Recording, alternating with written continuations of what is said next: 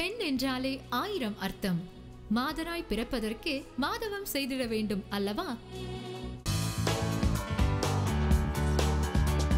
நல்ல எண்ணெய் தேவைக்கேற்ப, கடுகு சிறிதளவு, வெந்தயம் பாதி டீஸ்பூன், கருவேப்பிலை தேவைக்கேற்ப, பூண்டு 10 பல், பச்சை மிளகாய் 4, வெங்காயம் மீடியம் சைஸ் 1, பழுத்த தக்காளி 3, கத்திரிக்காய் 5, குழம்பு கருவாடு 10 பீஸ், தனி மிளகாய் தூள், மஞ்சத்தூள், உப்பு தேவைக்கேற்ப, புளி கரைச்சல் தேவைக்கேற்ப. கருவாடு குழம்பு வந்து எல்லாருக்கும் ரொம்ப பிடிக்கும். பட் என்ன ஆகும், அது வந்து ரொம்ப கஷ்டம்னு நினச்சி நிறைய வைக்கிறது இல்லை. பட் சிலவங்க வந்து நினச்சிப்பாங்க அதில் வந்து அந்த ஸ்மெல் வரும், கருவாடோட ஸ்மெல் அப்படிலாம்.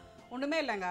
ஃபஸ்ட்டு நம்ம ஹெசிடேட் பண்ணுற ப்ராசஸ் வந்து கருவாடை எப்படி க்ளீன் பண்ணுறது. ஓகே, ஒன்றும் வேண்டாம். நீங்கள் வந்து கருவாடு அதில் குழம்பு கருவாடுன்னு போய் மார்க்கெட்டில் கேளுங்க, லோக்கல் மார்க்கெட்டில் கேளுங்க. You will not get this in super markets. So அந்த லோக்கல் மார்க்கெட்லேருந்து குழம்பு கருவாடுன்னு கேட்கும்போது ஃபிஷ் பீசஸாக கொடுப்பாங்க, இல்லை சம்டைம்ஸ் சாப் பண்ணி கொடுப்பாங்க. இல்லை அது வந்து எனக்கு மெஸ்ஸியாக இருக்குது, நான் வீட்டுக்கு வந்து க்ளீன் பண்ண முடியாது அப்படின்னா பே தம் எக்ஸ்ட்ரா, ரெக்வெஸ்ட் தம், கண்டிப்பாக அது கட் பண்ணி கொடுத்துருவாங்க. அது வந்து எடுத்துகிட்டு வந்து வீட்டில் தண்ணியில் ஒரு 15 மினிட்ஸ் முன்னாடியாவது சோக் பண்ணிவிடுங்க. ஸோ சோக் பண்ணும்போது என்னாகும், இல்லை எக்ஸஸாக இன்கேஸ் அது மேலே வந்து ஸ்கின்னில் வந்து உங்களுக்கு வந்து சால்ட் வந்து ஃபார்ம் ஆகிருந்ததுன்னா அந்த சால்ட் எல்லாம் வந்துடும். அண்ட் செகண்ட், அதில் இருக்க தேவையில்லாத அந்த உப்பு அழுக்கு, அந்த உள்ளே இருக்க அழுக்கு எதெல்லாம் இருந்ததுன்னா அதெல்லாம் நம்ம க்ளீன் பண்ணிக்கலாம். உங்களுக்கு நான் வந்து கையிலலாம் தொட மாட்டேன், எனக்கு ரொம்ப பிடிக்கல, மெஸ்ஸியாக இருக்குது அப்படின்னா ஈஸி, டேக் அ ஃபோர்க்கோட இது வச்சுட்டு அந்த ரிப்ஸில் சப்போஸ் அழுக்கு இருந்ததுன்னா you can clean it off. But it is not at all a big process. அது வந்து நீங்கள் க்ளீன் பண்ணி வச்சுடுங்க. அது ஃபஸ்ட்டு அந்த ஒரு ப்ராசஸ். செகண்ட், இன்னொரு ப்ராசஸ், நம்ம வந்து அது கூட என்னென்ன சேர்க்க போகிறோம் அப்படின்னு. ஒன்று, நீங்கள் வெறும் கருவாட்டு குழம்பு வைக்கலாம். பட் எனக்கு வந்து இது ஆடி மாதம் நிறைய இடத்துல பார்க்கும்போது கூழ் ஊற்றுறாங்க, நைஸ் மொச்சக்கொட்டை, கீரைத்தண்டு அதெல்லாம் போட்டு வந்து கருவாடு வைப்பாங்க. எங்கள் பாட்டி வீட்டிலலாம் நான் அதை பார்த்துருக்கேன், அந்த such a tasty food. So அப்படி பண்ணும்போது எஸ், நான் வந்து மொச்சக்கொட்டை வந்து ஓவர் நைட் சோக் பண்ணி ப்ரெஷர் குக் பண்ணியிருக்கேன். ரொம்ப ரொம்ப குக் பண்ணாதீங்க. இந்த மாதிரி இட் நீட்ஸ் ஷேப், அப்போ தான் சாப்பிடும்போது you will have that taste. And நான் கொஞ்சம் கருவாடு கத்திரிக்காய் சேர்த்துருக்கேன். சிலவங்க கீரைத்தண்டெல்லாம் போடுவாங்க, பட் அது நம்ம இப்போ போட போகிறதில்ல. ஓகே, இந்த மீன் டைம் நமக்கு வந்து சட்டி சூடாயிடுச்சு. சட்டியில் தான் இதெல்லாம் வைக்கணும், அப்போ தான் வந்து அதுக்கான டேஸ்ட் இருக்கும். ஸோ நான் வந்து நல்லெண்ணெய் ஊற்றுறேன். வேறு ஆயில் ஊற்றலாமான்னா எஸ் ஊற்றலாம். But more over whenever you keep அந்த காரக்குழம்புலாம் வைக்கும்போது நல்லெண்ணெய் சேர்த்திங்கன்னா அது வந்து உங்களுக்கு உடம்புக்கு நல்லது. நல்ல ஜெனரஸாக நான் வந்து அதில் நல்லெண்ணெய் ஊற்றிட்டேன். ஸோ இது சூடாகட்டும். சின்ஸ் சட்டி ஏற்கனவே சூடாக இருக்கிறதுனால எண்ணெய் சீக்கிரமாக சேர்ந்துடும். இல்லை நம்ம சேர்க்குறதெல்லாம் பார்த்தீங்கன்னா பாருங்கள், வெந்தயம் சேர்க்குறோம். வெந்தயம் வந்து again it's a coolant. Okay, காரக்குழம்பு புளி இருக்குது, காரம் இருக்குது அப்படின்னாலும் but again it's a coolant. And சொன்ன மாதிரி தக்காளி நிறைய சேர்க்குறோம். புளி உங்களுக்கு வேணும் அப்படின்னாலும் பட் புளியை குறைச்சிடுங்க, தக்காளியை வந்து ஜாஸ்தி சேர்த்துக்கோங்க. ஸோ அது வந்து it is good for health. Okay, நான் இது சூடாயிடுச்சு. கொஞ்சம் கடுகு போட்டுக்கிறேன். வெயிட் பண்ணலாம் அது வெடிக்கிற வரைக்கும். பாருங்கள், கடுகு வெடிக்க ஆரம்பிச்சிருச்சு. சிம் பண்ணிட்டேன் நான். சட்டின்றதுனால சீக்கிரமாக உங்களுக்கு சூடு வந்துடும்.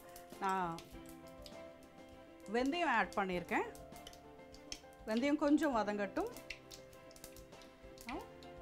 கருவேப்பிலை, ஒரு 2-3 பச்சை மிளகா போடுறேன்.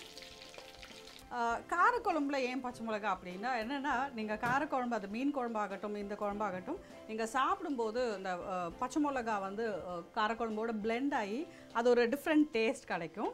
ஸோ பூண்டு வந்து உரித்து வச்சுருக்கோம். பெரிய பூண்டை வந்து நான் 1-2 கட் பண்ணியிருக்கேன். ஸோ அதையும் ஆட் பண்ணிக்கோங்க. நிறையவே போட்டுக்கோங்க. இதெல்லாம் வந்து it's not going to harm your health, அதனால் நல்லாவே இதெல்லாம் போட்டுக்கலாம். ஓகே, பூண்டு வதங்கட்டும். ஓகேங்களா, அது கூட வந்து வெங்காயம் போட்டுக்கிறேன், ஸ்லைஸ் பண்ண வெங்காயம்.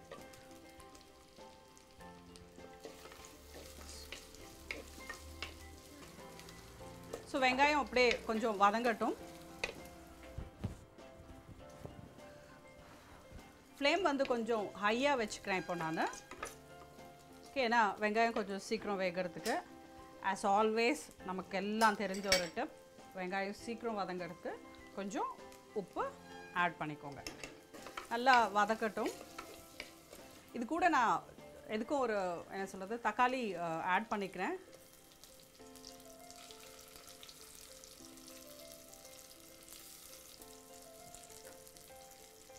தக்காளி வந்து ஏற்கனவே நான் வந்து அந்த குழம்பு கரைக்கிறதுல வந்து ஆட் பண்ணியிருக்கேன். பட் ஸ்டில் இது வந்து ஒரு பிளெண்ட்காக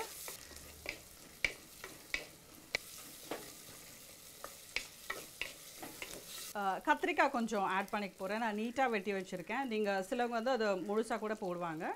ஸோ கத்திரிக்காய் ஆட் பண்ணி அது ஒரு 2 நிமிஷம் வதங்குற அளவுக்கு வெயிட் பண்ணுவோம். நமக்கு தெரியும் அது எப்படி இருக்கும்ன்ட்டு. கலர் அந்த ஸ்கின்னோட கலர் வந்து மாறும். அது மாறுற வரைக்கும் கொஞ்சம் வெயிட் பண்ணுவோம். வேக வேண்டாம், ஜஸ்ட் வதங்கினா போதும். கலர் மாறிடுச்சுங்க. நான் மொச்சக்கொட்டையில் ஏற்கனவே உப்பு போட்டு வேக வச்சுருக்கேன். ஸோ அந்த மொச்சக்கொட்டையும் இதில் போட்டுடுறோம்.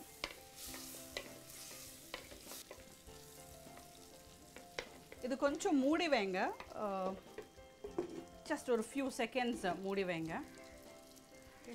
அதுக்கப்புறம் நம்ம வந்து இந்த பவுலில் வந்து நான் ஏற்கனவே இது வந்து உங்களுக்கு எவ்வளோ குழம்பு வேணுமோ, ஓகே, டிபெண்ட்ஸ் அப்பான் உங்களுக்கு தேவையான அளவுக்கு நீங்கள் ஒரு பாத்திரம் எடுத்துக்கோங்க. That's easy measure. இப்போ எனக்கு இந்த அளவுக்கு தேவைப்பட்டுச்சு, அதனால நான் இந்த பாத்திரம் எடுத்திருக்கேன். இதில் வந்து புளி கரைச்சலும் தக்காளியும் நான் ஏற்கனவே இதில் வந்து க்ரஷ் பண்ணி போட்டிருக்கேன் கையில். ப்ளஸ் உப்பு, வெறும் மிளகாத்தூள், ஓகே, குழம்பு மிளகாத்தூள் போடாதீங்க, பிளெயின் மிளகாத்தூள் போடுங்க. இதெல்லாம் போட்டுட்டு கரைச்சி வச்சுக்கோங்க. இந்த கரைச்சல் வந்து இப்போ நம்ம இதில் ஊற்ற போகிறோம். ஸோ இப்போ இந்த பிளேட் நம்ம ஓப்பன் பண்ணுறோம். ஸோ எப்படி இருக்குன்னு பார்க்கலாம்.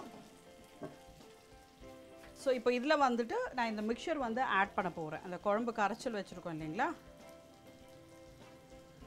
இதை வந்து நீங்கள் இந்த கரைச்சல் வந்து நீங்கள் ராவாகவே வந்து டேஸ்ட் கூட பண்ணி பார்த்துக்கலாம். அதாவது இதில் உப்பு போதுமா காரம் போதுமான்றது வந்து நீங்கள் வந்து டேஸ்ட் பண்ணியே பார்த்துக்கலாம். இதை இதில் ஊற்றிடுங்க. கொஞ்சம் சிம்மில் வச்சு மூடி வச்சிடுங்க. ஓகே, இப்போ இந்த குழம்பு கொதிக்கணுங்க. கொதிச்சதுக்கப்புறம் நீங்கள் வந்து உங்களோட கருவாடு வச்சுருக்கோம் இல்லையா, அதை போடுங்க. இன்கேஸ் உங்களுக்கு சால்ட் பார்க்கணுன்னா கூட நீங்கள் இந்த ஸ்டேஜ்லேயே கூட ஒரு வேளை சால்ட் உங்களுக்கு குழம்புல இருக்காங்கிறது வந்து நீங்கள் பார்த்துக்கலாம்.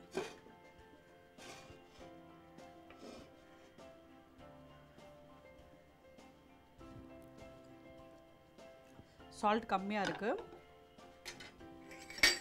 பட் நான் ரொம்ப போட போகிறதில்ல, பிகாஸ் ஃபார் ஷியோர் கருவாடில் வந்து உப்பு இருக்கோங்க. அதனால் நான் half the சால்ட் தான் போட போகிறேன் தேவைக்கு. ஸோ இது அப்படியே கொதிக்கட்டும். கொதிச்சதுக்கப்புறம் நம்ம கருவாடை எடுத்து போட்டு அதை ஒரு 2 minutes அப்படியே விட்டோம்னா your yummy கருவாட்டு குழம்பு இஸ் ரெடி. இப்போ குழம்பு கொதிச்சிட்ருக்கு. ஸோ சிம் பண்ணிடலாம். இப்போ கன்சிஸ்டன்சி பார்த்தீங்கன்னா தெரியும் உங்களுக்கு. பாருங்கள் எவ்வளோ அழகாக நல்லா கொதித்து சேர்ந்து சுண்டி வந்திருக்கு. இப்போ இதில் ஒன்றும் இல்லை, நம்ம கருவாடு போட வேண்டியது தான். இப்போ இந்த குழம்பு நல்லா கொதித்து வந்திருக்கு. இப்போ இதில் ஒன்றும் இல்லை, நம்ம அப்படியே அந்த க்ளீன் பண்ணி வச்சுருக்க கருவாடு இதில் போட வேண்டியது. குழம்பு பாருங்கள் நல்லா சேர்ந்து நல்லா திக்காகி வந்திருக்கு. ஓகே, இப்போ எல்லாமே அந்த கத்திரிக்காய் பாருங்களேன் காணாமல் போயிடுச்சு அப்படியே. ஸோ இந்த மாதிரி ஃபுல்லாக வெந்துருச்சு. இப்போ இதில் நம்ம க்ளீன் பண்ணி வச்சுருக்க கருவாடு வந்து போடுறோம். இப்போ பாருங்கள் கருவாடு போட்டோம். இது போட்ட உடனேவே அவ்வளோ ஒரு சூப்பரான ஒரு ஸ்மெல் வருதுங்க. கண்டிப்பாக எங்கள் யூனிட்டில் இருக்கவங்க நாங்கள் எல்லாருமே டெம்ட் ஆகிட்டு தான் இருக்கோம். செஞ்சு பாருங்கள் தெரியும். ஸோ இப்போ இது கொதிக்கட்டும். நம்ம அப்படியே மூடி வைக்கலாம் இன்னும் கொஞ்சம் நேரம். சட்டிங்கிறதுனால சீக்கிரம் கொதிச்சிடும். நான் இப்போ கொஞ்சம் இது கூட லைட்டாக பச்சை கருவேப்பிலையும் போட போகிறேன். அந்த டேஸ்ட்டும் கூட அதில் கொஞ்சம் போகட்டும். ஸோ அப்படியே மூடி வைக்கலாம். இப்போ இது வெந்திருக்கான்னு பார்க்கலாம். பட் இதில் ஒரு விஷயம் என்னென்னா, நீங்கள் ரொம்ப கருவாடை வேக விட்டிங்கன்னா கருவாடு காணாமல் போயிடும். அப்புறம் நீங்கள் கருவாடை எங்கன்ட்டு மீன் வலை தான் போட்டு தேடணும். So it's done. கருவாடு வெந்துருச்சு, குழம்பு சேர்ந்துருச்சு. ஸோ பார்த்தீங்கன்னா ஆயில் எப்பயும் நமக்கு தெரிஞ்ச விஷயம், ஆயில் ஃபுல்லாக சைடில் வந்திருக்கு. So it's nice. கருவாடு நல்லா வெந்திருக்குங்க, குழம்பும் சேர்ந்துருச்சு, எண்ணெய் எல்லாம் சைடில் பிரிஞ்சு வந்துருச்சு. அவ்வளோதான். இப்போ நம்ம இது மூடிடலாம். நம்மளோட சூப்பரான மொச்சக்கொட்டை கத்திரிக்காய் போட்ட குழம்பு, கருவாட்டு குழம்பு ரெடி. ஓகே, இது முடிஞ்சிருச்சுங்க. ஸோ இது அப்படியே க்ளோஸ் பண்ணிடலாம். க்ளோஸ் பண்ணிவிட்டு ஸ்டவ் ஆஃப் பண்ணுறேன் நான். பட் ஸ்டவ் ஆஃப் பண்ணாலும் இதில் வந்து மண்சட்டின்றதுனால இதில் அந்த ஹீட் இருந்துகிட்டே இருக்கும். நீங்கள் மூடி இப்போ திறந்து பார்த்தீங்கன்னா நல்லா அது வந்து உள்ளே கொதிச்சிட்டே தான் இருக்கும். இப்போது இது இட்ஸ் டன். இது வந்து நம்மளோட கத்திரிக்காய் மொச்சக்கொட்டை கருவாடு போட்ட சூப்பரான ஒரு குழம்பு ரெடியாக இருக்குது. இது கூட வந்து 2 ஆப்ஷன். ஒன்று நீங்கள் ஒயிட் ரைஸ் வச்சு சாப்பிட்லாம், இல்லை ஃபார் அ சேஞ்ச் வந்து களி பண்ணுறது ரொம்ப ஈஸி. அதை இன்னொரு வாட்டி நம்ம வேணால் பண்ணி பார்க்கலாம் இதே செக்மெண்ட்ஸில். ஸோ களி கூட இந்த கருவாட்டு குழம்பு வச்சு சாப்பிட்டிங்கன்னா இன்னும் ரொம்ப நல்லாயிருக்கும். அண்ட் மோரோவர் அது வந்து அந்த கேழ்வரகு களி வந்து அவ்வளோ நல்லது உடம்புக்கு. ட்ரை பண்ணி பாருங்கள். அண்ட் உங்களோட வியூஸ் அண்ட் சஜஷன்ஸ் சொல்லி அனுப்புங்க. தேங்க்யூ.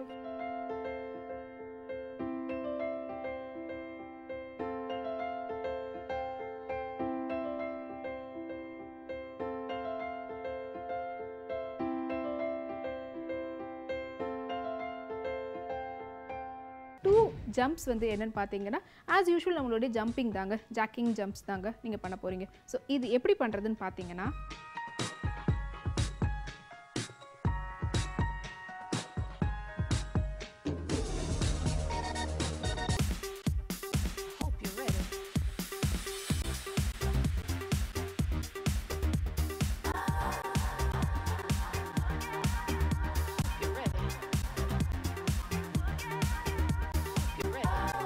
இன்றைக்கி நாம் பார்க்க போகிறது ஹேர் ஃபால் ப்ராப்ளம்ஸ்.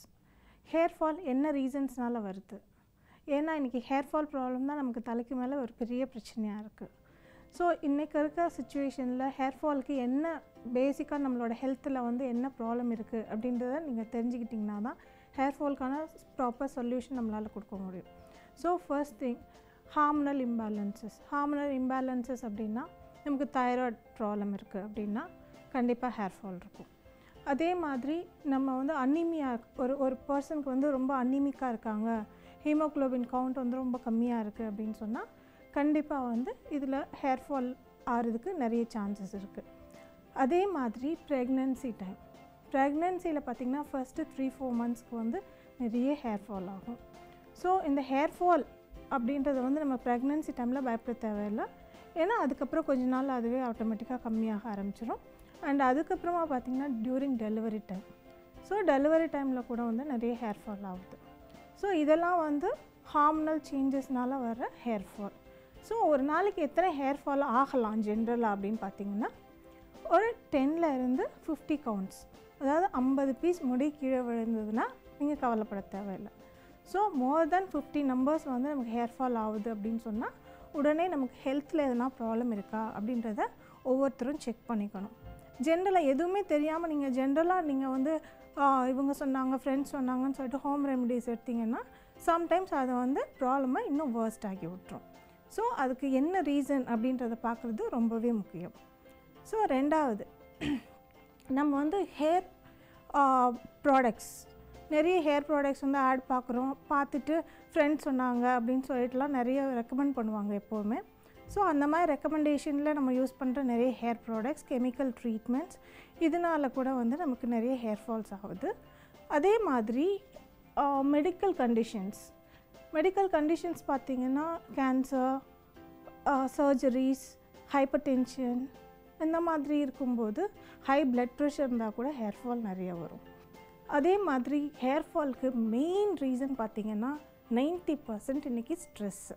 இதுக்கப்புறம் பார்த்திங்கன்னா நம்மளோட ஸ்கேல்ப் வந்து ரொம்ப ஆயிலியாக இருக்குது அப்படின்னு சொன்னால் அது கூட வந்து ஒரு ஹேர் ஃபால்க்கு வந்து முக்கியமான காரணமாக இருக்குது. ஏன் அப்படின்னு சொல்லி கேட்டிங்கன்னா, எக்ஸஸ் ஆயில் செக்ரீஷன் இருக்க ஸ்கேல்ப், அது மாதிரி ஆயிலி ஸ்கேல்ப் இருந்தது அப்படின்னு சொன்னால் கூட ஹேர் ஃபால்ஸ் நிறைய ஜாஸ்தியாக இருக்கும். பிகாஸ் நம்ம வந்து ஸ்கின்ல வந்து ஆயிலி செக்ரேஷன் ஜாஸ்தி இருக்குது அப்படின்னா அஃப்கோர்ஸ் ஸ்கால்ப்பில் கூட நிறைய ஆயில் செக்ரேஷன் இருக்கும். ஸோ அந்த மாதிரி இருக்கும்போது முடி உதிர்ற இடத்துல எல்லாத்துலேயுமே பார்த்திங்கன்னா அந்த ஹேர் சாக்கெட் வந்து க்ளோஸ் ஆக ஆரம்பிக்கும். அந்த மாதிரி க்ளோஸ் ஆக ஆரம்பிக்கும்போது வந்து ஸ்கால்ப்பில் வந்து ஒரு ஷைனிங்னஸ் தெரியும். ஸோ அது மாதிரி ஆகும்போது நமக்கு வந்து அந்த இடத்துல திருப்பி ஹேர் ஃபால் ஹேர் முளைக்கிறது வந்து கொஞ்சம் கஷ்டமாக இருக்கும். ஸோ அதனால் எக்ஸஸ் ஆயிலி ஸ்கேல்ப் இருக்குது அப்படின்னு சொன்னால் ஆல்டர்னேட் டேஸ் கண்டிப்பாக ஒரு மைல்ட் ஷாம்பூ போட்டு ஹேர் வாஷ் பண்ணிக்கிறது ரொம்பவே நல்லது.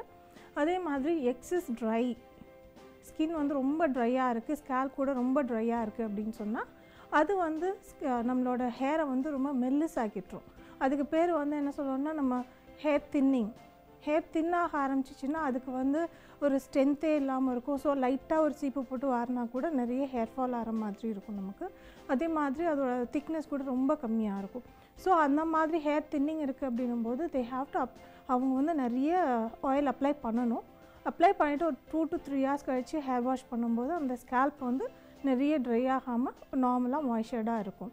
ஸோ இது மாதிரி ரீசன்ஸ்னால தான் வந்து ஹேர் ஃபால் நிறைய ஆகுது. அதே மாதிரி பார்த்திங்கன்னா நமக்கு இது நல்லா இருந்தது மேடம், திடீர்னு ஹேர் ஃபால் ஆகிடுச்சு, என்னன்னு தெரியல, ரீசனே தெரியல அப்படின்னு சொல்லிட்டு வருவாங்க. என்னென்னா ஒரு ரீசெண்டாக ஒரு டைஃபாய்டு வந்திருக்கு, இல்லை வந்து ஒரு பெட் ரிட்டனாக இருந்திருக்காங்க, ஒரு ஹாஸ்பிட்டலில் வந்து ஒரு 4 to 5 days இருந்திருப்பாங்க. ஸோ அந்த மாதிரி இருக்கும்போது ஆன்டிபயோட்டிக்ஸ் நிறைய கொடுத்துருப்பாங்க. ஸோ ஆன்டிபயோட்டிக்ஸ் நிறைய கொடுக்கும்போது கூட ஹேர் ஃபால் ஆகும். பட் அதை பற்றி பயப்படவே தேவையில்லை. அது நார்மலாக நம்ம நல்ல டயட் எடுக்கும்போது அது ஆட்டோமேட்டிக்காக சரியாயிடும். ஸோ இப்போ நமக்கு வந்து என்ன ரீசன்ஸ்னால முடி கொட்ட ஆரம்பிக்குது அப்படின்றது நீங்கள் இப்போ தெரிஞ்சுக்கிட்டீங்க இல்லையா? ஸோ இந்த ரீசன்ஸில் ஏதாவது ஒன்று நமக்கு செட் ஆகுது அப்படின்ற மாதிரி இருந்துச்சுன்னா ஃபர்ஸ்ட் நீங்கள் ஹெல்த்தில் கான்ஷியஸாக இருங்க. ஹெல்த் கான்ஷியஸாக இருந்தீங்கன்னு சொன்னாலே நம்மளோட பாதி ப்ராப்ளம் சால்வ் ஆகிடும்.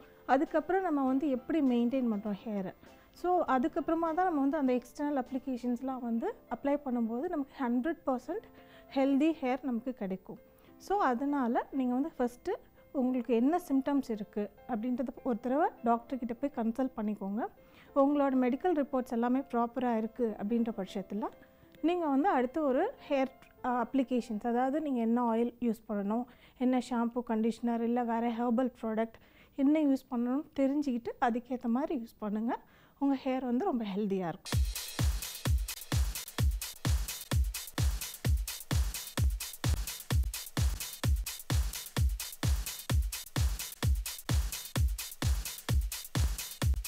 Hi viewers, welcome to be fit. இந்த செக்மெண்ட்டில் ஒவ்வொரு வீக்கும் உங்களுக்காக டிஃப்ரெண்ட் எக்ஸசைஸ்லாம் சொல்லி தந்துட்டுருக்கிறேன். இந்த வீக்கும் உங்களுக்காக இன்னும் டிஃப்ரெண்ட்டான எக்ஸசைஸ்லாம் காத்துட்ருக்கு. நம்ம நிகழ்ச்சியின் முதல் எக்ஸசைஸ் என்னென்னு பார்த்தீங்கன்னா டிலேட் பெண்டுலம் ஸ்ட்ரிங்ஸ். இந்த எக்ஸசைஸ் எப்படி பண்ணணும்னு பார்த்தீங்கன்னா உங்களுடைய ஹேண்ட்ஸை வந்துட்டு சைடில் நீங்கள் வச்சுக்கணும். அதுக்கப்புறம் உங்களுடைய கால் வந்து லெஃப்ட் அண்ட் ரைட் சொல்லிட்டு நீங்கள் வந்துட்டு பெண்டுலம் எப்படி போகுதோ அந்த மாதிரி ஜம்ப் பண்ணி போக போகிறீங்க. ஆனால் 2 times தான் பண்ணுவீங்க. தேர்ட் டைம் வந்துட்டு ஒரே சைடில் 2 தடவை ஜம்ப் பண்ணி அதுக்கப்புறம் மறுபடியும் செகண்ட் டைம் எப்படி எடுக்கிறீங்களோ அதே மாதிரி எடுப்பீங்க. ஸோ இதை எப்படி பண்ணுறதுன்னு பார்த்தீங்கன்னா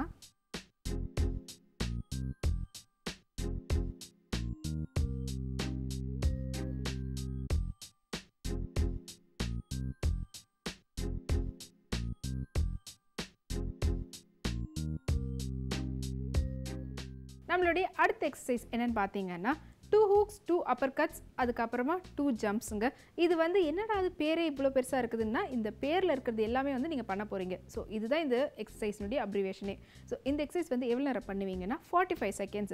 2 hooks அப்படின்றது என்னென்னா உங்களுடைய கையை வந்துட்டு நீங்கள் கராத்தேலாம் பண்ணும்போது எப்படி பண்ணுவீங்களோ அந்த மாதிரி ஃபுல் ஆக்ஷனில் பண்ண போகிறீங்க. ஃபுல்லாக டேர்ன் பண்ணி சைடில் 2 தடவை 2 uppercutsன்றது 2 தடவை அடியில் 2 தடவை எடுப்பீங்க. ஸோ அதுதான் 2 uppercuts. 2 சைட்ஸில் வந்துட்டு கட் பண்ணுறதுங்க. அப்புறம் கடைசியாக 2 ஜம்ப்ஸ் வந்து என்னன்னு பார்த்தீங்கன்னா ஆஸ் யூஷுவல் நம்மளுடைய ஜம்பிங் தாங்க, ஜாக்கிங் ஜம்ப்ஸ் தாங்க நீங்கள் பண்ண போகிறீங்க. ஸோ இது எப்படி பண்ணுறதுன்னு பார்த்தீங்கன்னா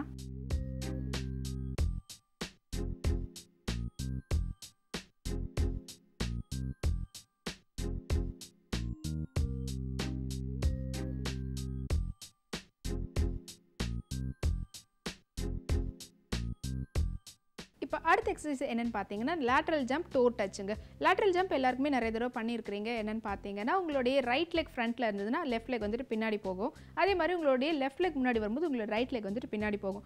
இதோடு சேர்ந்து டோ டச்சுன்னும் போது உங்களுடைய எந்த லெக் ஃப்ரண்ட்டில் இருக்குதோ அந்த லெக்னுடைய டோவை வந்து நீங்கள் டச் பண்ணுவீங்க உங்களுடைய சேம் சைடு இருக்கக்கூடிய ஹேண்ட்னால். அது எப்படி பண்ணுறதுன்னு பார்த்தீங்கன்னா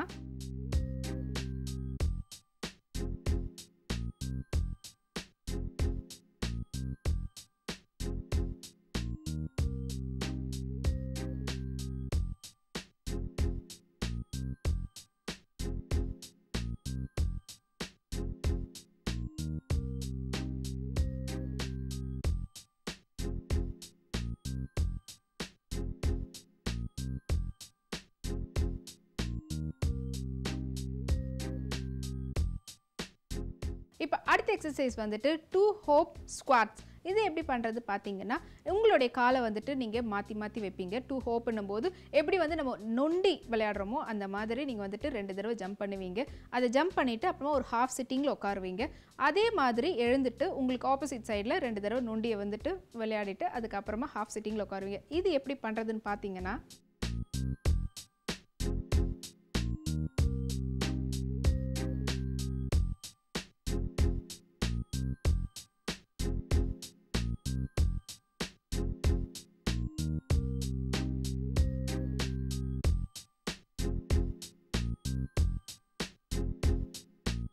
எஸ்பெஷலி கேர்ள்ஸ்க்கு வந்துட்டு ஃபேஷியலில் இருக்கக்கூடிய ஹேர் பார்த்தாலே கொஞ்சம் வந்து எம்பாரசிங்காக இருக்கும். எல்லாரும் எதிர்க்கும் வந்துட்டு எப்படி நம்ம வந்து ஃபேஸ் பண்ணுறதுக்கும் நம்மளுக்கு வந்து கான்ஃபிடென்ட் லெவலே கம்மியாயிட்ட மாதிரி இருக்கும். ஸோ இந்த மாதிரியான சிச்சுவேஷன்லாம் நீங்கள் ஃபேஸ் பண்ணியிருப்பீங்க. ஸோ ஃபேஸ் பண்ணுறவங்களுக்காக ரெமெடி சொல்கிறதுக்காக தான் நான் காத்துட்ருக்கிறேன்.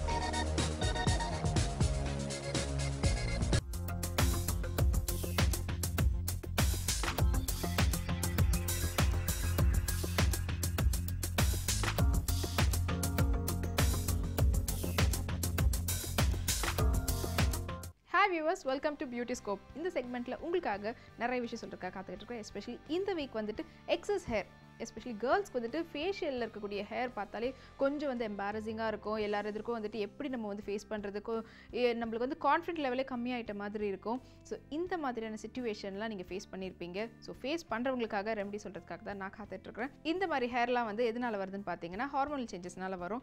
அதுக்கப்புறம் போஸ்ட் ப்ரெக்னன்சிக்கு அப்புறமா நடக்கக்கூடிய ஹார்மோனல் சேஞ்சஸ்னால வரும். இதெல்லாம் மட்டும் காரணம் இல்லைங்க, நீங்கள் எடுக்கக்கூடிய மெடிசன்ஸு, அதுக்கப்புறமா கேர்ள்ஸ்க்கு இருக்கக்கூடிய இர்ரெகுலர் மென்ஸ்ட்ரல் சைக்கிள், அதனாலலாம் கூட இந்த மாதிரியான ஃபேஷியல் ஹேர் வருங்க. இது வர்றது வந்து எல்லாருக்குமே நேச்சர் தான். ஆனால் இந்த ஹேர் வந்து ஒரு சில பேருக்கு மட்டும் எக்ஸஸ் இருக்கும். ஸோ இந்த எக்ஸஸை வந்துட்டு ஒரு சில பேர் இல்லை ஷேவ் பண்ணி நான் ரிமூவ் பண்ணுறேன் அப்படின்னு சொல்லிட்டுலாம் ஷேவ் பண்ணுவாங்க. அது வந்து அட்வைசபிளே கிடையாது. அது மட்டும் இல்லாமல் வேக்ஸ் பண்ணலாம் அப்படின்னு ஒரு சில பேர்லாம் நினைப்பாங்க. வேக்ஸும் பண்ணியிருப்பாங்க. ஆனால் சென்சிட்டிவ் ஸ்கின் இருக்கிறவங்களுக்கு வந்து அது இன்னும் அதிகமாகிட்டு அலர்ஜியெல்லாம் ஆகிடும், ஸ்கின் ப்ராப்ளம் வரக்கூடிய நிலைமைக்கு கொண்டு வந்திருக்கும்.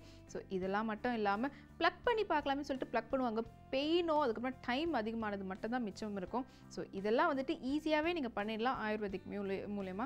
ஸோ அந்த ரெமெடிலாம் தான் இப்போ நான் சொல்ல போகிறேன். எப்படின்னு பார்த்தீங்கன்னா, உங்களுக்கு ஃபர்ஸ்ட் ரெமெடி வந்து வீட்டில் எல்லார் வீட்லேயும் இருக்கும் கடலை மாவு. ஸோ கடலை மாவு தான் எடுத்துக்க போகிறீங்க. கடலை மாவு, அது கூட வந்து ஹனி.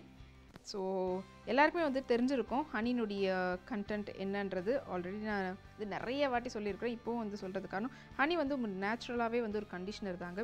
ஃபேஸில் நீங்கள் போட்டிங்கன்னா உங்களுக்கு வந்து சில்க் அண்ட் ஸ்மூத்திங்காக இருக்கும். ஸோ அந்த ஒரு நேச்சர் கண்டென்ட் டெக்ஸ்சர் உங்களுக்கு கொடுக்கறதுக்காக தான் ஹனி ஆட் பண்ணுறது. அப்புறம் கடலை மாவு வந்துட்டு உங்களுக்கு வந்து ஈஸியாக எந்த ஒரு ஏதாவது ஸ்டிக் பண்ணி எடுக்கணும்னா அது வந்து ஈஸியாக ரிமூவ் பண்ணும். உங்களுக்கு ஃபேஸில் வந்துட்டு நேச்சுரலாகவே க்ளோ கொடுக்கும். அதுக்கப்புறமா டர்மரிக் பவுடரும் வந்துட்டு டர்ட்டெல்லாம் வந்துட்டு உங்களுக்கு ரிமூவ் பண்ணுங்க.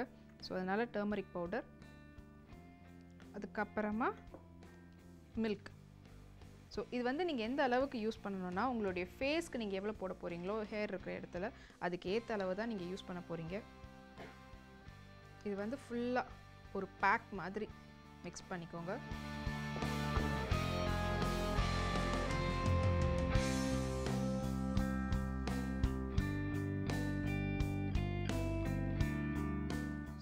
மில்க்கும் ஃப்ரெஷ் க்ரீமுமே நீங்கள் வந்து இல்லைனா வெறும் மில்க் மட்டும் யூஸ் பண்ணலாம். அப்படிலாம் கூட வெறும் நீங்கள் ஃப்ரெஷ் க்ரீம் மட்டும் கூட யூஸ் பண்ணலாங்க. நல்லா ஒரு மிக்ஸ் கொண்டு வந்துட்டு இந்த பேக்கை வந்து உங்களுக்கு ஹேர் எப்படி எங்கெல்லாம் இருக்குதோ அதெல்லாம் ரிமூவ் பண்ணணும். எஸ்பெஷலி ஃபேஸில் தான் நீங்கள் எடுக்கிறதுனால நீங்கள் ஃபேஸில் ஃபுல்லாக இதை வந்து அப்ளை பண்ணிவிட்டு ஒரு 20 to 30 minutes அப்படியே விட்டுடலாம். ஸோ இது நீங்கள் அப்ளை பண்ணுறதை விட ரிமூவ் பண்ணுறது தான் மெயினான ஒரு விஷயமே. என்னென்னு பார்த்தீங்கன்னா, எப்போவுமே வந்து நம்ம அப்ளை பண்ணுறது நம்ம நார்மலாக யூஸ்வலாக அப்ளை பண்ணிவிடுவோம். இதுவே வந்து ஹேர்க்காக நம்ம போடுறோம் போது ரிமூவ் பண்ணும்போது நீங்கள் ஆப்போசிட் சைடில் ரப் பண்ணி எடுக்கணும். நீங்கள் ஏன் ஆப்போசிட் சைடில் எடுக்கணும்னா, ஹேர் க்ரோத் வந்து உங்களுக்கு டுவர்ட்ஸ் இந்த டவுன்வர்ட்ஸில் இருக்குதுன்னா நீங்கள் அப்வர்டில் ரிமூவ் பண்ணி எடுத்திங்கன்னா உங்களுடைய ஹேர் வந்து ஈஸியாக வரும். அந்த ஒரு ரீசனுக்காக தான் வந்து ஆப்போசிட் சைடில் எடுக்க சொல்கிறது. நீங்கள் ஆப்போசிட் சைடில் ரிமூவ் பண்ணி எடுத்துகிட்டு அதுக்கப்புறமா ப்ளெயின் வாட்டரில் ஸ்ப்ளாஷ் பண்ண மாதிரி நீங்கள் வந்து வாஷ் பண்ணிங்கன்னா, இந்த மாதிரி ரெகுலராக ஒரு டைம் இன்டர்வலோடு பண்ணிட்டு வந்தீங்கன்னா உங்களுக்கு ஹேரில் இருக்கக்கூடிய ஃபேஷியல் ஹேர் சீக்கிரமாக ரிமூவ் ஆகிடும். உங்களுக்கும் வந்துட்டு ஓகே நம்மளுக்கு வந்து அந்த எம்பாரசிங்கான ஒரு சிச்சுவேஷன் உங்களுக்கு இருக்காது. ஸோ இதே மாதிரி உங்களுக்காக அடுத்த ரெமெடியும் காத்துட்ருக்கு. அது எப்படின்னு பார்த்தீங்கன்னா, வீட்டில் எல்லார் வீட்லேயுமே இருக்கும் இந்த பொட்டேட்டோ அப்படிலாம் சொல்லுவாங்க. பொட்டேட்டோன்னு போது தெரிஞ்சிருக்கோம், உருளைக்கிழங்கு தான். ஸோ உருளைக்கிழங்கை வந்து நல்லா வேக வச்சிடணும். வேக வச்ச ஒரு உருளைக்கிழங்கு எடுத்துக்கோங்க. அதுக்கப்புறமா அதில் இருக்கக்கூடிய உருளைக்கிழங்கு வேக வச்சு எடுத்துட்டு உங்களுடைய ஃபேஸ்க்கு நீங்கள் எவ்வளோ போடுவீங்களோ அதுக்கேற்ற அளவுக்கு ஒரு ஹாஃப் பொட்டேட்டோ கூட ஸ்மாஷ் பண்ணிக்கோங்க. நல்லா ஸ்மாஷ் பண்ணி, பொட்டேட்டோ எதுக்கு அப்படின்னு சொல்லி யோசிப்பீங்க. பொட்டேட்டோவில் வந்து உங்களுக்கு பொட்டேட்டோவில் இருக்கக்கூடிய ஆசிட் வந்து நீங்கள் ஃப்ரெஷ் அப்படியே நீங்கள் கட் பண்ணிவிட்டு நீங்கள் ஸ்கின்னில் அப்படியே தடவினீங்கனாலே அது ரெகுலராக பண்ணும்போது டார்க் சர்க்கிள் அந்த மாதிரிலாம் இருந்ததுன்னா அதெல்லாம் சீக்கிரம் போயிடுங்க. ஸோ பொட்டேட்டோவில் அந்த ஜூஸியாக இருக்கிறதே அப்படின்னா ஃபுல் பொட்டேட்டோக்கு எவ்வளோ ஒரு ஸ்ட்ரென்த் இருக்கும் உங்களுடைய டார்க் கண்டென்ட்லாம் எடுக்கிறதுக்கு. அது மட்டும் இல்லாமல் ஹேரும் வந்துட்டு உங்களுக்கு ஈஸியாக ரிமூவ் ஆகிடும். ஹேர் ரிமூவ் ஆனாலும் உங்களுக்கு வந்து அங்கே ஒரு டார்க் பேச்சஸ் மாதிரி இருக்கும்ல, அதெல்லாம் வந்து நீங்கள் இது போடும்போது உங்களுக்கு ஒயிட்னிங் கொடுக்கும். ஸோ இப்படி ஸ்மாஷ் பண்ணிவிட்டு அதுக்கப்புறமா சன்னா பீஸ் இருக்குது பார்த்தீங்களா, அதை வந்து நல்லா ஊற வச்சு சோக் பண்ணி ஸ்மாஷ் பண்ணி வச்சுருக்குறேன். ஸோ அதை எடுத்துக்கோங்க. அதோடு சேர்ந்து ஹனி, அதுக்கப்புறமா ஹனி வந்து சாஃப்ட் அண்ட் சில்கிக்காக சொல்லியிருக்கிறேன். இதெல்லாம் தாண்டி லெமன் ஜூஸ் எடுத்துக்கோங்க. லெமன் ஜூஸில் தான் சிட்ரிக் ஆசிட் இருக்கிறதுனால உங்களுக்கு அது நல்ல ஒரு டர்ட் ரிமூவ் பண்ணுறதுக்கெலாம் ஒரு கண்டிஷ்னராக இருக்கும். ஸோ இதெல்லாமே மிக்ஸ் பண்ணி ஒரு பேக் மாதிரி கொண்டு வந்துட்டு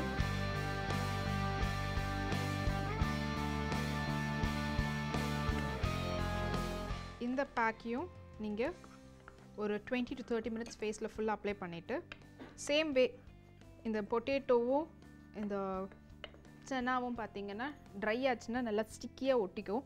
எடுக்கும் போதும் அதே மாதிரி தாங்க ஆப்போசிட் சைடில் நீங்கள் ரப் பண்ணி எடுத்தீங்கன்னா உங்களுடைய ஹேர் வந்து ரிமூவ் ஆகிறது உங்களுக்கே தெரியும். நீங்கள் ஒரு வாட்டி பேக் போட்டு எடுக்கும்போதும் அவ்வளோ ஹேர் வந்துக்கிட்டே இருக்கும்.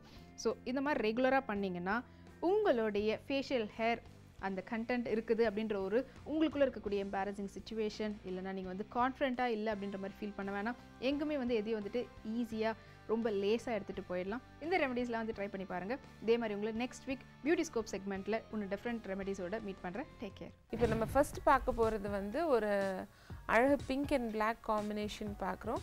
இதில் வந்து பிளாக் வந்து அவங்களுக்கு ஸ்கர்ட் மாதிரி கொடுத்துருக்கோம். அந்த ஸ்கர்ட் வந்து ஃபுல்லாக கலீஸ் வரதுனால அவங்களுக்கு கம்ஃபர்ட் நல்லா இருக்கும். அதாவது யூஸ்வலி இது ஃபாஸ்ட்டாக கட்டுறதுனால இது இது கம்ஃபர்டபுளாக இருக்காது, உட்காந்தா இல்லை நடந்தால் ரொம்ப கஷ்டமாக இருக்கும்ன்ற மாதிரி ஃபீல் பண்ணுறவங்களுக்கு இது இன்னும் கிளியராக நாங்கள் சொல்கிறோம். இதில் வந்து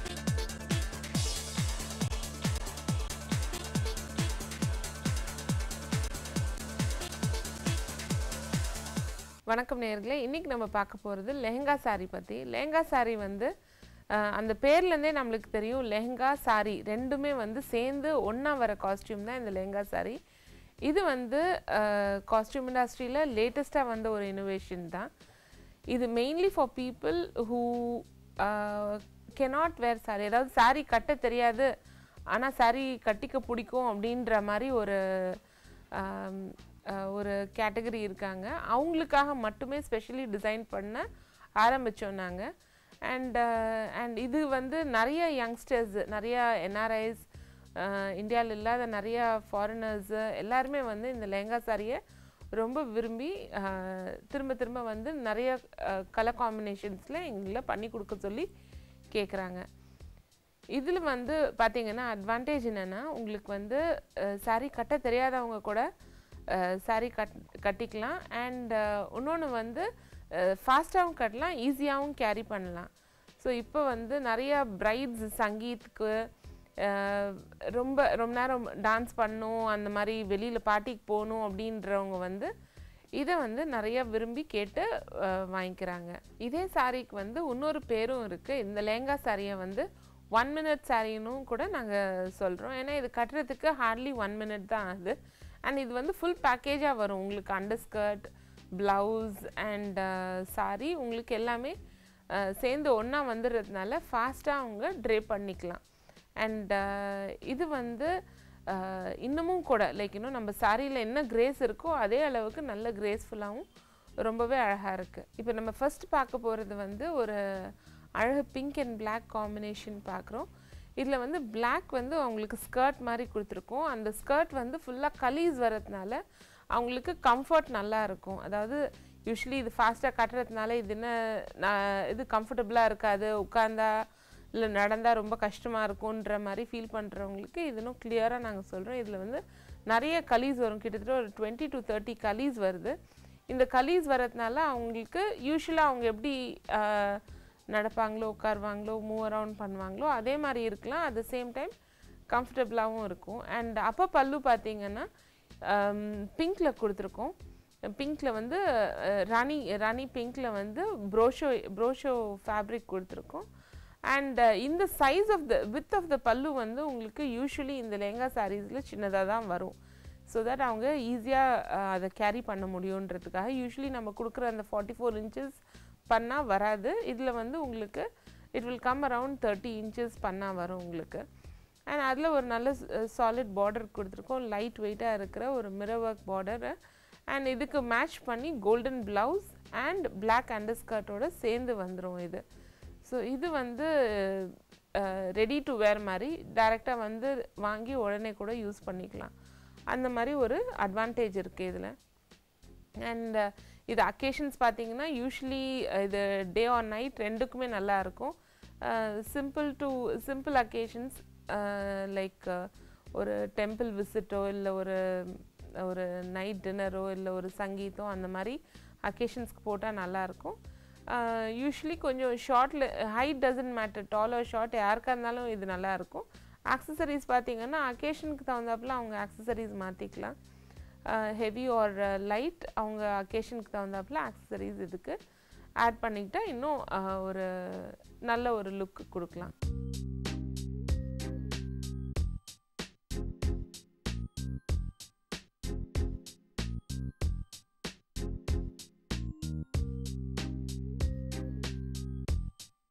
அடுத்தது நம்ம வந்து ஒரு நல்ல நியான் க்ரீனோடது பார்க்குறோம். சின்ஸ் இது ஃபோக்கஸ் வந்து எங்களுக்கு இந்த சாரீஸ் யூஸ் பண்ணுறது வந்து எல்லாமே அக்கேஷனுக்கு யூஸ் பண்ணுறாங்க. அண்ட் உங்களுக்கு மோஸ்ட்லி யங்ஸ்டர்ஸ் மட்டும்தான் யூஸ் பண்ணுறாங்க. And I mean like comfort ஃபேக்டரியும் பார்த்து தான் யூஸ் பண்ணுறதுனால நாங்கள் இது டிசைன் பண்ணுறப்ப பர்டிகுலர்லி கொஞ்சம் யூத்துக்கு பிடிக்கிற மாதிரி கலர்ஸ் தான் நாங்கள் ஜாஸ்தி யூஸ் பண்ணுறோம். அண்ட் அதனால இந்த செகண்ட் காஸ்டியூமில் பார்த்தீங்கன்னா கம்ப்ளீட்டாகவே அது வந்து ஒரு நல்ல நியான் ஸ்கர்ட் நியான் க்ரீன் கொடுத்துருக்கோம். And easy to carry fabric வேணுன்றதுனால அதில் நெட் கொடுத்துருக்கோம். நெட்டு தான் பேஸ் ஃபேப்ரிக் உங்களுக்கு. அண்ட் கொடுத்துருக்குற பார்டர் பார்த்தீங்கன்னா ஒரு நல்ல ராயல் ப்ளூ காம்பினேஷன் கொடுத்துருக்கோம். ராயல் ப்ளூவில் வந்து ரா சில்க் மேலே நல்ல thread motifs and mirrors use பண்ணியிருக்கிறதுனால இன்னும் நல்லா கிராண்டாகவும் ஜாஸியாக இருக்கும். அண்ட் இதுக்கு என்ஹான்ஸ் பண்ணுற மாதிரி ஒரு நல்ல கான்ட்ராஸ்ட் மெஜந்தாவில் ப்ளவுஸ் கொடுத்துருக்கோம்.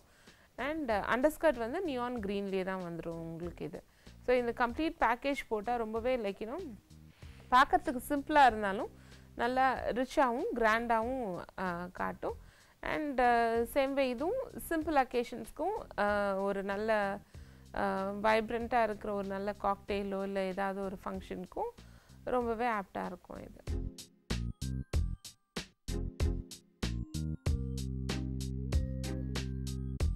அடுத்தது நம்ம பார்க்க போகிறது வந்து இன்னொரு ரெட் அண்ட் பிளாக் காம்பினேஷன் இருக்கிற லெஹங்கா சாரீ. அது நல்ல ஒரு பீட்டா பார்டர் கொடுத்துருக்கோம். நல்ல ஒரு silver contrast and golden silver கான்ட்ராஸ்டில் உங்களுக்கு ஒர்க் வந்திருக்கு.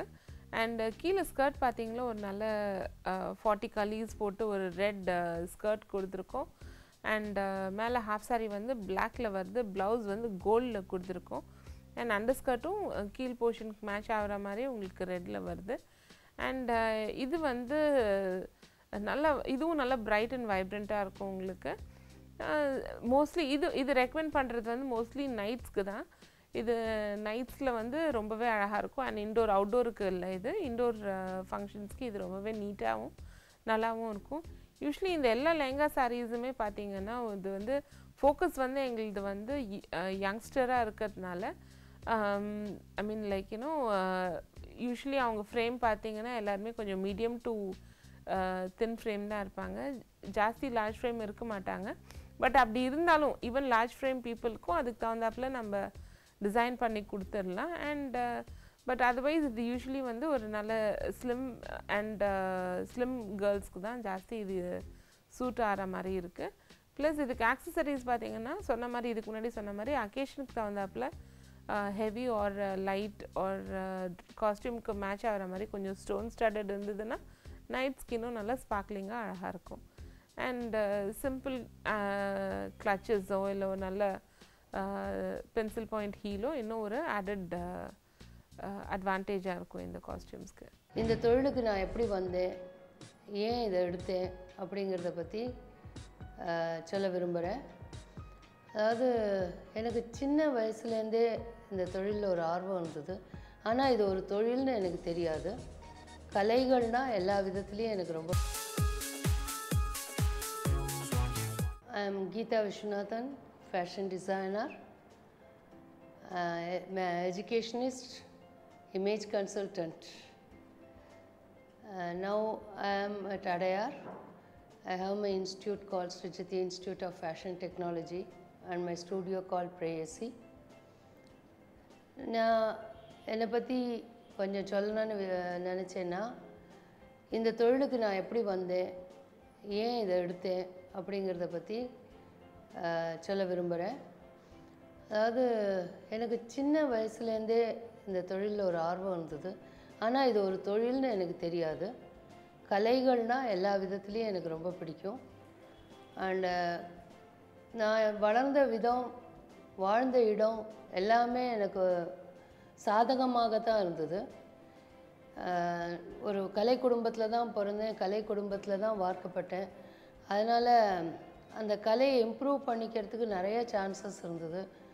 மேலும் கல்யாணம் ஆகிட்டு நான் கணவரோட நிறைய டிரான்ஸ்ஃபர்ஸ்னால நிறைய இடத்துக்கு இடம் மாறுதல் காரணமாக நிறைய இடத்துக்கு போக வேண்டி வந்தது. அதுவும் எனக்கு ஒரு ஆப்பர்ச்சுனிட்டியாக இருந்தது. தட் இஸ் டோட்டலி நீங்கள் பார்த்தீங்கன்னா என்னோடய லைஃபே ஒரு எல்லா விதமான ஆப்பர்ச்சுனிட்டியும் கொடுக்கப்பட்டு இருந்தது. இருந்தாலும் அந்த ஆப்பர்ச்சுனிட்டியும் நினச்சி எடுத்துக்கிறதுல தான் நம்ம கையில் இருக்குது. நான் இடம் மாறுதலை பற்றி கவலைப்படவோ இல்லை ஒவ்வொரு இடங்களில் போய் ஒவ்வொரு விதமாக இருக்க வேண்டியிருக்கு சாப்பாடுன்னு கவலைப்படலை. அது ஒரு பூனாக எடுத்துகிட்டு அங்கே என்ன நம்ம கற்றுக்கலாம் அப்படிங்கிற எண்ணத்தில் என் வாழ்க்கையை எடுத்துகிட்டு போனேன். ஆனால் கட்டாயமாக நான் இன்றைக்கி ஒரு ஃபேஷன் டிசைனராக வரப்போகிறேன், ஒரு ஆண்டர்ப்ரனராக வரப்போகிறேன், இவ்வளோ அவார்டு வாங்க போகிறேங்கிறது என் எண்ணத்தில் இருக்கலை. படிக்கணும், அங்கே என்னவோ கற்றுக் கொடுக்குறாங்க, கற்றுக்கணும், அந்த ஆர்வம் மாத்திரம்தான் இருந்தது. அந்த மாதிரி ஒரு ஸ்டேட்டஸ் எல்லாம் நமக்கு எல்லாம் ஒரு மாதிரி எல்லாம் தெரியும் கற்றுண்டாச்சுங்கிற நிலைமை வந்தபோது I wanted to show my action. என்னோடய திறமையை வெளிப்படுத்தணுங்கிற ஒரு ஆர்வம் எனக்கு என்றைக்குமே இருந்தது. ஸோ மெதுவாக என்னோடய தொழிலை ஆரம்பித்தேன். அதுக்கு கேம்லின் கம்பெனிலேருந்து ஒரு போட்டி நடந்தது. அந்த போட்டியில் நான் இந்தியாவிலேயே முதல் பரிசு பெற்றேன். வீட்டில் இருந்தபடியே பண்ணி அவங்க என்னை ப்ரமோட் பண்ணாங்க ஒரு ஆண்டர்ப்ரனராக. ஜெய்ப்பூரில் இது நடந்தது. அப்புறம் டெல்லி, ஜெய்ப்பூர், இந்த மாதிரி வட இந்தியா முழுவதும் நான் இருந்திருக்கேன், வாழ்ந்திருக்கேன் ஆல்மோஸ்ட். அதுக்கப்புறம் நான் சென்னையில் செட்டில் ஆன போது எனக்குன்னு ஒரு எண்ணம் என்ன தோணித்துன்னா, என்னோட இந்த கற்றுன்றதெல்லாம் மற்றவர்களுக்கு தெரியப்படுத்தணும். இந்தியாவின் அருமையும் பெருமையும் இவ்வளோ இருக்கும்போது வெளிநாட்டுக்கு போய் ஏர்ன் பண்ணுங்கிற எண்ணமோ இல்லை அதுக்கு வேண்டி நம்ம ஸ்பெஷலாக ஏதாவது ட்ரைனிங் எடுத்துக்கணுங்கிற எண்ணமோ நம்மளுக்கு வேண்டாம். ஸோ நான் அப்படின்னு என் மனசில் உதயமாச்சு. இவ்வளோ எக்ஸ்போர்ட்ஸ் இங்கேருந்து போகும்போது நம்ம இதை ஏன் கலையாக எல்லாருக்கும் கற்றுக் கொடுக்கக்கூடாதுன்னு முதல்ல நான் என்னோடய ஃபேஷன் டிசைனிங்கிற ஸ்டுடியோவை ஸ்பென்சர் பிளாஸால் ஆரம்பித்தேன். அது ரொம்ப சக்ஸஸ்ஃபுல்லாகவே நடந்தது. 13 வருட காலம் அந்த டிசைன் ஸ்டூடியோவில் ரொம்ப தீவிரமாக உழைச்சி இரவும் பகலும் சொன்னால் கட்டாயம் 24 மணி நேரமும் நான் வேலை பண்ணியிருக்கேன். அதனால் 60 நாடுகள் எனக்கு இப்போ என்னோட கஸ்டமர்ஸாக இருக்காங்க. 60 நாடுகளுக்கும் மேற்பட்டவர்கள். ஒவ்வொருவருக்கும் அவர்களுக்கு ஏற்ற மாதிரியான ஆடைகளை தயாரித்து கொடுத்து அவங்களோட மனசை கவரும்படியாக நல்ல வேலைகள் பண்ணி கொடுத்து நல்ல பேரும் புகழும் பெற்றேன். அதில் Marks and Spencers international fashion ஷோவில் பிரைடல் வேரில் ஃபஸ்ட் ப்ரைஸ் வாங்கி அவார்டு வாங்கினோம், இன்டர்நேஷ்னல் அவார்டு வாங்கினோம். தென் ஸ்லோலி அங்கிட்ட ஸ்ரீலங்கா, மலேசியா அந்த மாதிரி இடத்துலேருந்து வரவங்கெல்லாம் எங்களோட ஒரு ப்ளவுஸ் நாங்களே வீட்டில் தைக்கும்படியாக சொல்லிக் கொடுக்கக்கூடாதா அப்படின்னு ஆரம்பித்தது இந்த ஸ்ரிஜதி இன்ஸ்டியூட் ஆஃப் ஃபேஷன் டெக்னாலஜி. இது வந்து இப்போது தொடர்ந்து நடந்து இன்றைக்கி 18 வருஷம் காலம் ஆறுது ஸ்ரீஜதி ஆரம்பித்தேன். ஒரு சிறிய 1 or 2 ஸ்டூடெண்ட்ஸை வச்சுட்டு என்னோடய புட்டிக்குள்ளேயே ஆரம்பிச்சுட்டு இருந்தேன். அதை ரொம்ப பெருமையாக வெளியிலெல்லாம் எல்லாருக்கும் ஒவ்வொருத்தராக வந்து கற்றுண்டா கூட எல்லோரும் ரொம்ப பெருமையாக பேச ஆரம்பித்தாங்க. இந்த நியூஸ் தெரிஞ்சு லைலா காலேஜ்லேருந்து என்னை அப்ரோச் பண்ணாங்க. அவங்க காலேஜுக்கு ஒரு ஃபேஷன் டிபார்ட்மெண்ட் அமைக்கணும், நீங்கள் வர முடியுமான்னு.